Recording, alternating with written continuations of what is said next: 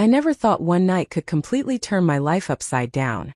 But that night, when my husband forced me to do that with his friend, everything changed. It turned into the wildest, most unforgettable night of my life. It all began on what felt like just another ordinary night, with a casual conversation between my husband, Michael, and me. The crackling fire in our living room was usually a sound of comfort, but tonight, it felt like a restless whisper, mirroring the unease that had settled between Michael and me.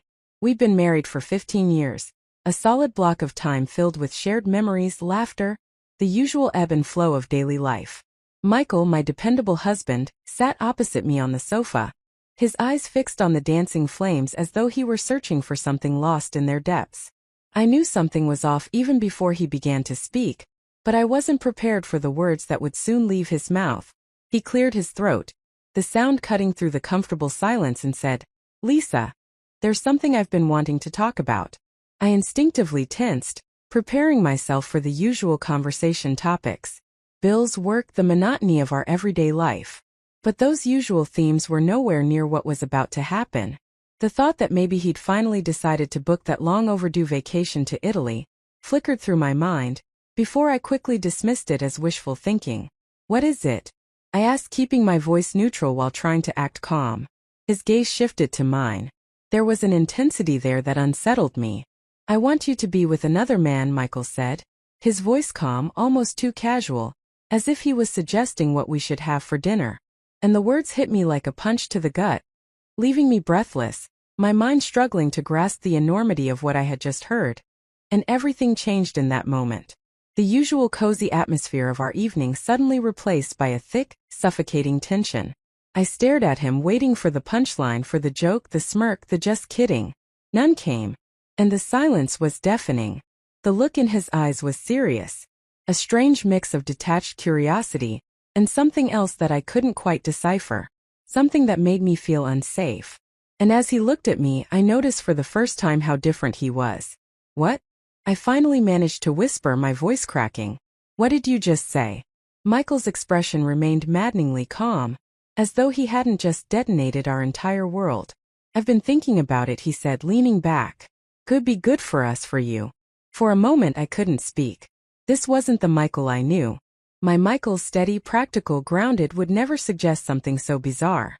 The room's silence stretched taut between us as my mind scrambled to make sense of his words. "Are you out of your mind?" I said finally. My voice was sharper than I intended. My heart pounded in my chest, and I could feel a flush creeping up my neck. "Where is this coming from?" Michael tilted his head, studying me with an intensity that sent a shiver down my spine.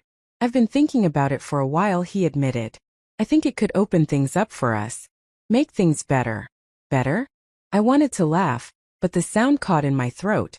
This man sitting across from me looked like my husband, but everything about him, his words, his tone, even the way he smiled, felt alien, twisted. "This isn't normal," I said, standing abruptly. The sudden movement made me dizzy, but I needed the space. "Couples don't do this. You don't just suggest something like this." "What the hell, Michael?" He shrugged, as though I'd asked him why he'd forgotten to take out the trash. "Some do, and it works for them." His voice was infuriatingly calm, tinged with something that felt like amusement. "I'm not saying we have to decide right now. Just think about it." "Think about it?" The audacity of the request made my hands tremble. I clenched them into fists, trying to ground myself. "Why would you even want this?" I demanded, my voice shaking. "What's wrong with us?" "With me?" Michael's gaze softened, and for a moment he almost looked like the man I'd fallen in love with. "It's not about something being wrong," he said gently. "I just think it could be different, and maybe something different is what we need." The words settled like stones in my chest. I turned away, my back to him, trying to process the enormity of what he'd said. Different. Better. His justifications looped in my mind, growing more absurd with each repetition. "This is insane," I said finally, my voice flat. "You can't honestly think I'd agree to this." "Why not?" he countered, his tone still infuriatingly measured. "Don't you trust me?" I spun to face him, anger flaring hot and bright. "This isn't about trust, Michael. This is about you asking me to destroy everything we've built. Everything we are." He stood then, closing the distance between us with measured steps. I backed away instinctively, but the couch behind me stopped my retreat. He reached for my hand, his touch light, almost tender. I'm not trying to destroy anything, Lisa. I'm trying to make us stronger. By asking me to sleep with someone else? I pulled my hand from his, my voice rising. Do you even hear yourself? Michael didn't flinch. If anything, his expression hardened, resolve taking root. His name's Daniel, he said quietly. You've met him. He's interested. The floor seemed to tilt beneath me. You've already picked someone? My voice was barely a whisper. A mix of shock, disgust, and a strange, forbidden excitement that I couldn't understand. But it was there. He turned towards me, his eyes meeting mine. The look was so calm, as if everything was normal, and it was so out of place. He's a nice guy, he said. Daniel, you've seen him at my work. He also said that he saw you at the gym. I think you would like him too. You know, he's nice to me. I think he would be good for you, he added. Then he walked towards me. He's experienced, and I really think that if we just embrace it, things would become a lot better for you. His words felt like a twisted and distorted form of affection, as if he genuinely believed that this could somehow be beneficial for me, as if he was doing it for my own good. That was truly horrifying, and I wanted to understand, so I did not run. Yet, you've talked to him? I whispered. Michael nodded, as though this were the most natural thing in the world. He's coming to dinner tomorrow just to talk. You invited him? The words came out in a near scream. Without even telling me? I wanted to gauge your reaction first, he said, and now I know. I stared at him, my breath coming in shallow bursts. My Michael was gone, replaced by this stranger wearing his face. I wanted to scream, to cry, to run. But all I could do was stand there, frozen, as the firelight flickered between us. Tomorrow. Daniel was coming tomorrow. And my world as I knew it was already gone. What happened next was something I could never have imagined. The next day stretched endlessly, each minute laden with an invisible weight. I moved through the motions of my routine, wiping counters, chopping vegetables. But my mind was somewhere else entirely. The image of Daniel lingered, uninvited and vivid. I hadn't given him much thought before, but now he loomed large in my imagination. I recalled the first time I saw him at the gym. His broad shoulders and the effortless way he carried himself, as though the space bent slightly to accommodate him. His laughter had been deep, cutting through the hum of machines. I hadn't thought anything of it then, but now the memory felt charged, like I had overlooked something I shouldn't have.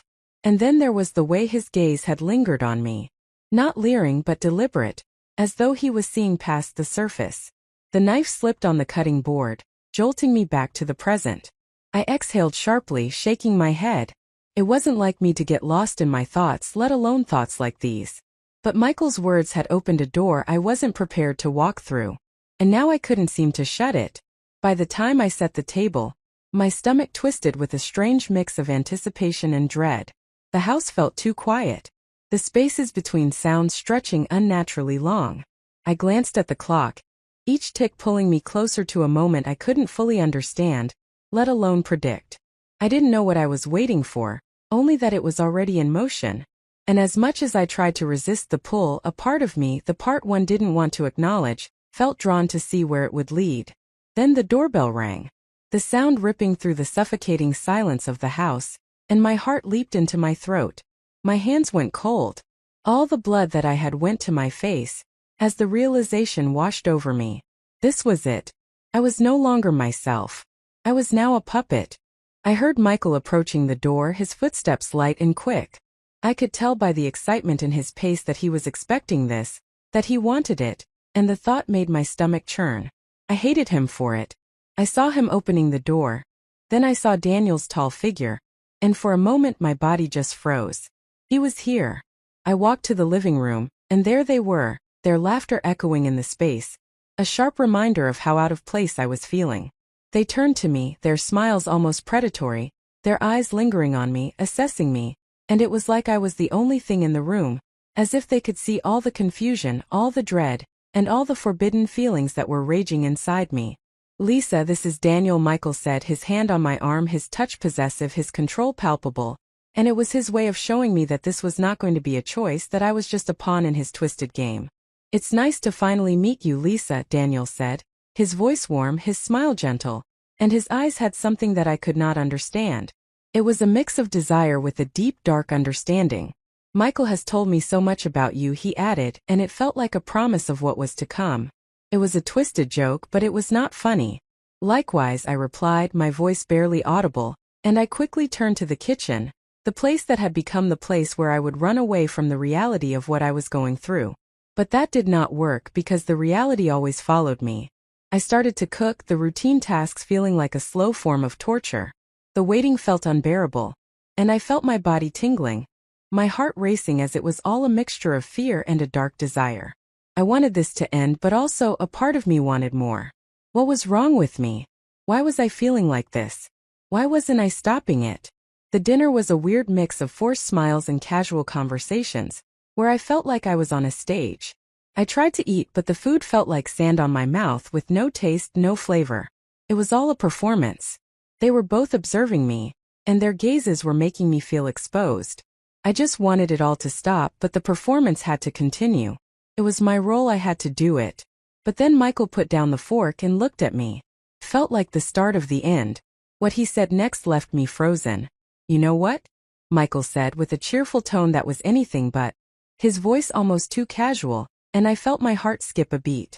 I knew that it was coming, that there was no escape now. I was thinking, after all the food, you two could use a better place to talk. Just, relax and see if you have anything in common. I am really tired and I could go for a nap. I looked at him, my eyes full of fear, and a small part of anger was starting to build up. He just looked at me as if he was so innocent. But I knew he was everything but innocent. Daniel looked at me, his eyes searching mine, waiting for my reaction. And I knew there was no escaping it now. My hand was sweaty, my face was red, my chest was tight. There was nothing that I could do.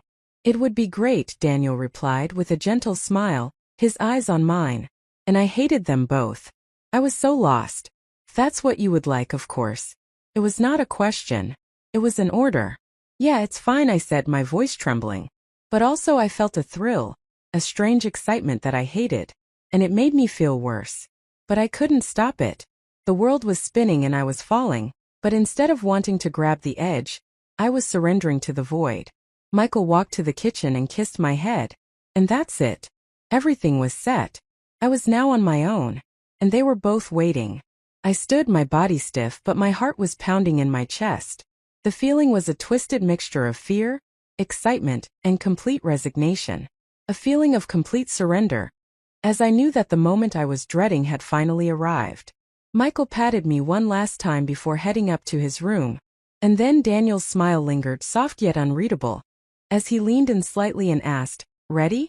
I wasn't, but somehow I was. What happened next left me unspoken. My heart raced as we moved to the living room. Daniel's hand brushed against mine. A small touch that sent shivers all over my body. A twisted mix of repulsion and a strange curiosity. I sat on the couch, Daniel next to me, his body too close. His presence, both threatening yet oddly intriguing, was like a magnet, pulling me into an abyss I was dreading, yet curious to explore. A sudden chill overcame me, followed by a heat, and I felt completely lost. I knew what was happening, yet I didn't know what was truly going to happen, because a darker part of me pushed all boundaries I tried to erect. So, Daniel said, his voice soft, almost too gentle, his eyes fixed on mine, waiting for me to play my part in the twisted play, and I hated him. But a strange part of me also wanted him to wait. For me at least. Michael tells me you're a great cook. It felt like a command, a signal to participate, and all my anger started to take over. It was all too much, it was a lie. But I had to do it, and I could see him expecting me to do it. I was a puppet in their game. Well, I do enjoy it, I replied, my voice almost robotic, my eyes focused on my hands. It was an act. That was the only thing that I could do. It helps me distract myself from the world. And that line was sincere, but I hated that. He smiled, a small, almost gentle curve on his lips, his eyes lingering on my face. We all need that, he said, his voice a low murmur, his thumb tracing circles on my hand, and I hated that I liked that touch, that it made my skin tingle. I needed to end this. What do you do for distraction, he asked, and that felt like a clear invitation to engage, that I had no choice but to play along, to be his puppet. Oh, many things, I said, my eyes focusing on him now, looking deep into those eyes. looking for any hidden sign of something. Books mostly. And when I try to walk, I said. It felt too personal, too vulnerable, which made my skin burn with shame. Sounds peaceful, he said, leaning in just slightly. I like the gym, cooking, trying new things, he added. It felt suggestive and threatening. He was talking directly to me. For the first time I saw a glimpse of what was the surface of that kind smile. His tone was almost playful, and I hated how I liked that playfulness, that flirtation that I was trying to resist. But my body was not. We continued to talk, the conversation flowing like a twisted river. And we shared words, but all the words had a double meaning. As if we both knew what was really going on. And it was like we were playing a role in a play, a twisted, sick play. It felt like a performance, and I was not able to stop it. I was being dragged along, he was making me engage. I felt like I was slowly disappearing, and the only thing I could do was to watch as the threads that held me together started to be cut, one by one. And I hated them. But it also made my body burn with this unwanted excitement. Why was I doing this? Why was my body not revolting? I asked myself, twisted sensation that was both painful and strangely pleasurable. But as the minutes passed, I felt a shift, a change in the dynamic. Daniel's gaze lingered a little too long, his body getting closer. His words became more suggestive, and I could feel the tension, the underlying desire slowly building. His hand found mine, and his fingers traced my skin. It felt like the air itself was electric, and he leaned in, his breath warm against my ear. Talking like this, it's quite amazing, he said, his voice low that made my skin tingle, with a mixture of desire, and also a twisted form of shame. Maybe, I replied. I did not pull back, I did not say no, I did not revolt. And it was in that moment that I understood that I had started to surrender. Afterward, Daniel leaned closer, his lips now near my ear, his breath warm against my skin. Maybe, he whispered, his fingers now tracing my neck. But maybe sometimes it's better to let go. His words were a temptation, a challenge, and part of me, the dark, forbidden part of me, wanted to give in. And it was scary to admit that to myself. At that moment, just as his lips were about to touch mine, just as my body started to surrender to that darkness, just as I felt that I was about to give in completely, I felt a subtle touch on my hair, and the touch was familiar, too possessive. It was Michael, he was there. His presence a silent reminder that I was never going to be alone in that situation, and he had waited for this. Michael said, his voice a low, almost seductive whisper. His tone was almost mocking. You seemed so tense before. His fingers traced my neck, sending unwanted shivers down my spine. But now, he added, I could feel his smile getting wider as he watched our faces, as his touch slowly moved lower to my shoulders, then to my back.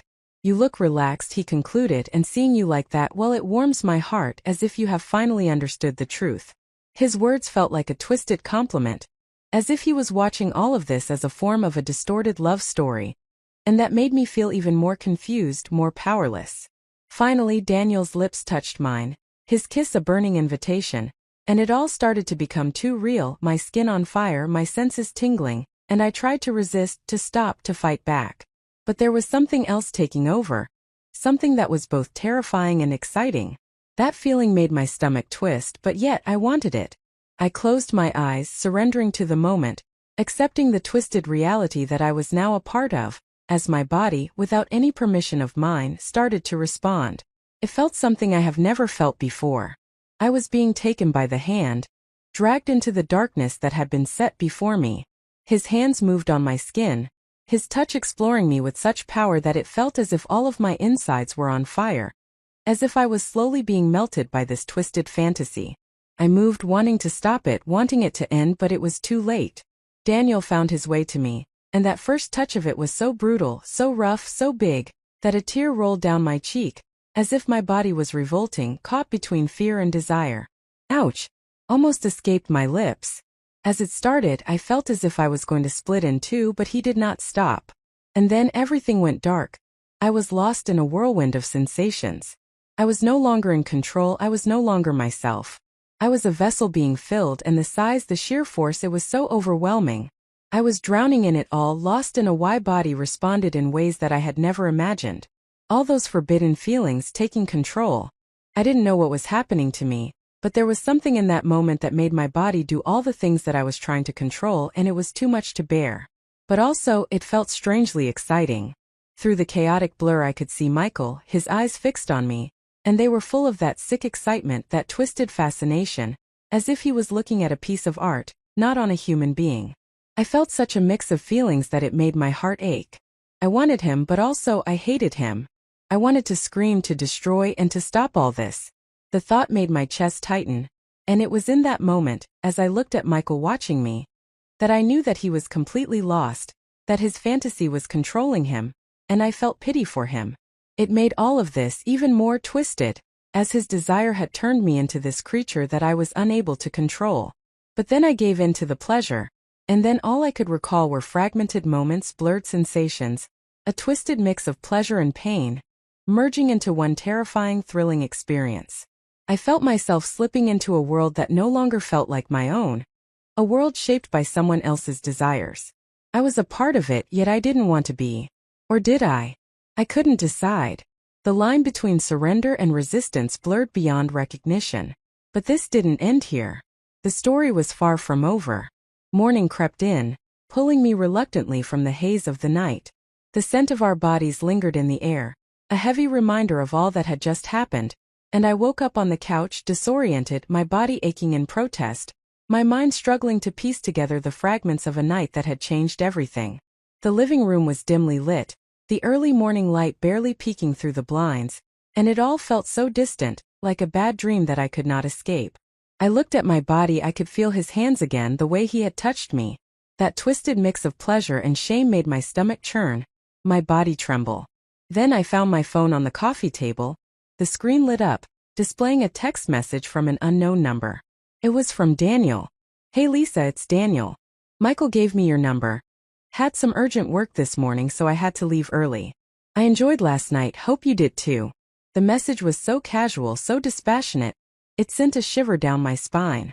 It was clear that he didn't get it. He hadn't understood what had truly happened, and that message felt like a reminder of what I had been forced to do. Michael had orchestrated this all. He had played me, he was in control, and I felt dirty. My hands trembled. I felt a mix of anger, disgust, and also a small feeling of a strange, unwanted desire that I couldn't comprehend. I needed to get away from all of this.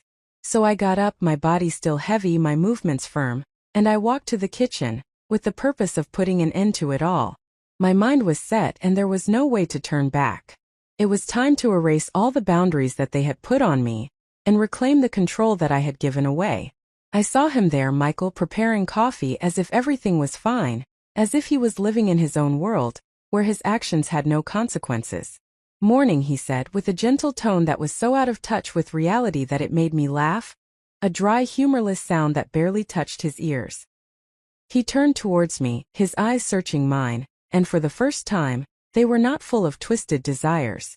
They were a mix of fear and anticipation, as if he already knew that he was going to be losing.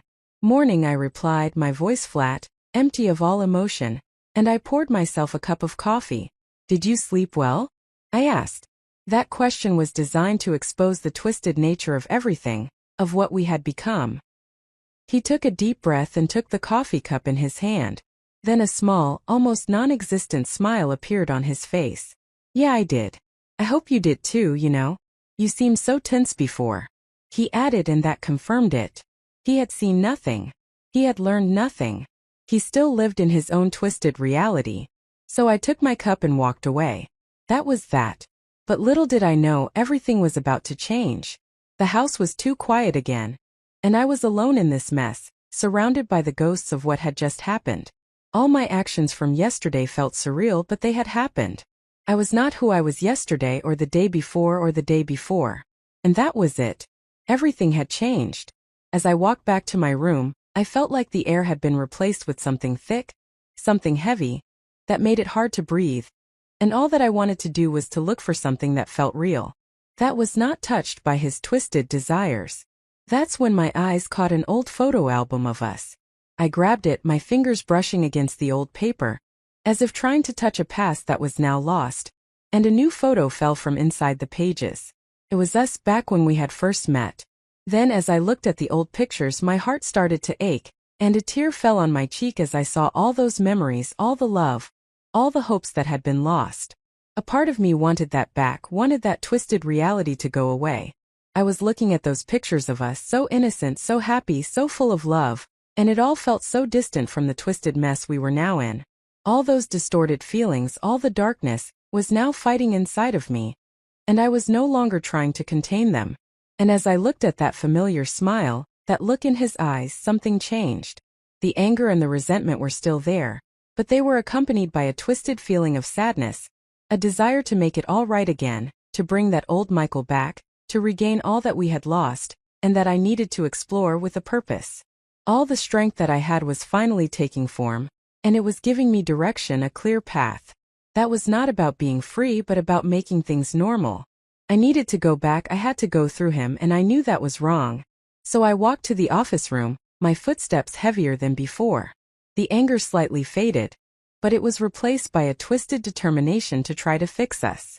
Even with all that had just transpired, I had to give him a chance, a final chance to make it right. And it was for that I went to see him, that twisted and complex human being that I was about to confront. Michael was there, as always, immersed in his own world, and his eyes looked at me when I entered, almost startled. I knew I had a choice to make. To follow my anger, or to follow the twisted call of a lost love. And I did not choose correctly, but I did choose. "We need to talk," I said, my voice softer, almost vulnerable, but the message was still clear. He took his glasses off and he looked at me, a mix of fear, confusion, also a hint of hope. He still did not get it. "What is it?" he asked, and it felt like a twisted invitation. "I was looking at some old photos of us," I began, my voice softer now, my hand moving to my heart. And all those emotions were so strong that it was difficult to talk. And I tried to see if I could reach him through what I was going to say. And I was remembering all those memories we had, what we were before all of this, before we changed into something that was not us, I added. "It was more for me than it was for him. We cannot do this again, Michael. All that darkness, all those games, that has to stop. I just want things to be as they were. I want us to be what we were before all this. Before all of this madness started to consume our hearts." He was silent for a moment, then said, "I just wanted us to be happy. I thought this could help, that you would like it too. I thought that Daniel was someone that I trusted. It was all for you. I thought that this could help, that you would understand. But I was so wrong." He stopped for a moment and a tear fell from his eye. "I'm sorry. Let's just never do this again," I said, and I walked out of the office. Then I was free again. I had taken the first step to go back to normal, but normal had been twisted too much. And then I had a duty. I had to break those strings for good, to put an end to that mad game. I grabbed my phone, my fingers trembling with a mixture of emotions that were both old and new. With that trembling hand I sent that message. "Daniel, don't contact me again. What happened was wrong and I want it to be done." The words were clear and final, but a part of me knew that they were empty, because something had changed inside of me. At that moment, I knew this was just the beginning of a long journey. Yet, despite everything, I felt an unwanted excitement. I could feel that hidden desire, still lingering, and I knew that those ghosts would stay with me for the rest of my life. And they were now part of me. I could only hope to control them and never let them take over. What would you do if this happened to you? Would you be able to go back? I just don't know. Was it the right choice? Let me know what you think.